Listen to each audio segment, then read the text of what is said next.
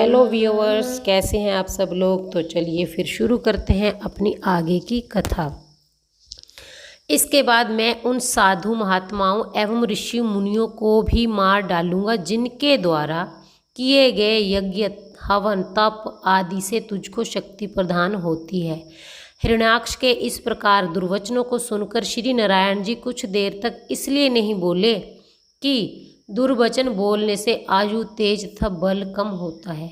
जब बाराह जी ने यह जान लिया कि दुर्वचन कहने के कारण हिरण्याक्ष का बल एवं तेज क्षीण हो गया है, तब वे अपनी माया द्वारा पृथ्वी को जल पर रखकर उससे इस प्रकार कहने लगे, हे हिरण्याक्ष, वास्तव में मैं जल का ही शुक्र हूँ, परंतु मैं तुझ जैसे सींग बनने वाले गांव के कुत्ते की खोज में सदैव घूमा करता हूँ।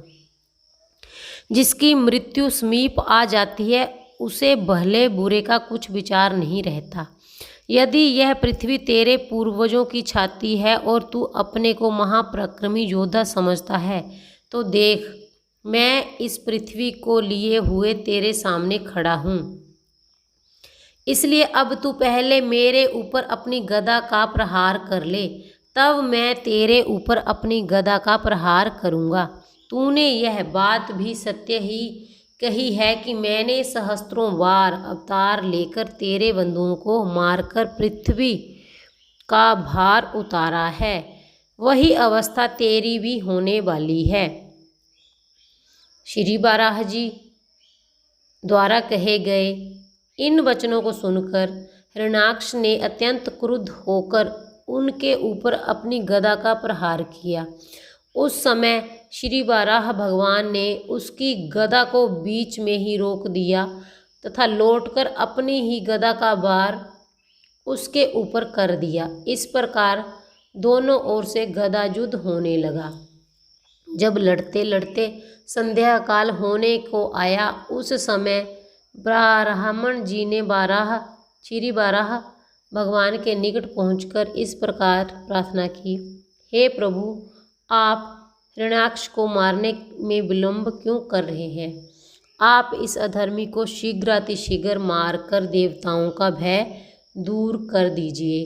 हे नाथ, आपके अतिरिक्त अन्य कोई भी इस दुष्ट को नहीं मार सकता। ब्राह्मण जी द्वारा इस प्रकार स्तुति किए जाने पर श्री नारायण जी ने हिरण्याक्ष को लक्ष्य करके गदा का ऐसा प्रहार किया जिसके लगते ही तुरंत उसकी मृत्यु हो गई।